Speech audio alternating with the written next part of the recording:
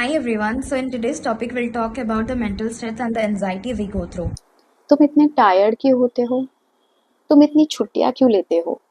आज फिर से हॉस्पिटल जाना है? स्कूल में अटेंडेंस का डर, कॉलेज में लोगों के जजमेंट का डर और ऑफिस में बार बार छुट्टियां मांगने की एंजाइटी। और ये सब कुछ संभालते हुए हर दिन नॉर्मल दिखने की कोशिश।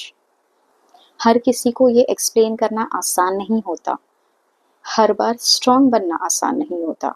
और हर रात ये स्ट्रेस लेके सोना कि क्या मैं ये सब कुछ मैनेज कर पाऊंगी, ये भी आसान नहीं होता। ये सोचना कि school, college, studies, transfusions, work, responsibility, medicines, क्या मैं ये सब कुछ एक साथ संभाल पाऊंगी? और इसको संभालते संभालते बहुत सारे वॉरियर्स एग्जॉस्टेड हो जाते हैं। और इसके लिए ही फिजिकल हेल्थ के साथ साथ मेंटल हेल्थ भी उतनी ही ज़रूरी है। Thalassemia and mental health are also connected. Mental health is a special important part. किसी के लिए भी mental health बहुत ज़रूरी है। अगर हमारा mental well-being overall अच्छा है, that is when हम अच्छे से life lead कर सकते हैं, right? So as a thalassemic, there are a lot of challenges that affect our mental health, right from accepting the disorder for your lifetime to the pricks.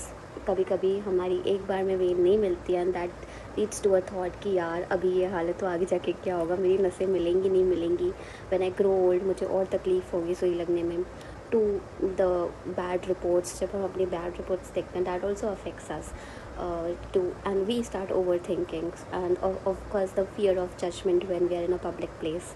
सो ये सारे challenges आते हैं। थैलेसीमिया के साथ साथ आप तो फिजिकली स्ट्रेस में होते ही हो, आपको मेंटल स्ट्रेस भी आती है।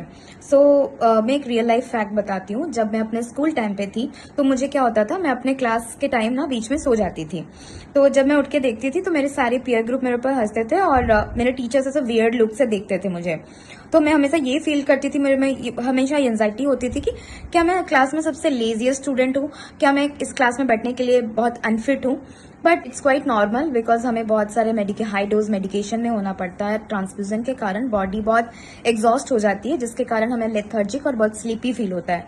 But it's quite normal. But मुझे ये एंजाइटी बहुत टाइम तक रहा एंड हमें अपने क्लास, अपने कलीग्स, अपने टीचर्स को अवेयर करना पड़ेगा because when you go through all this, when you are thalassemic you quite feel exhausted and your body feel lethargic. Thank you.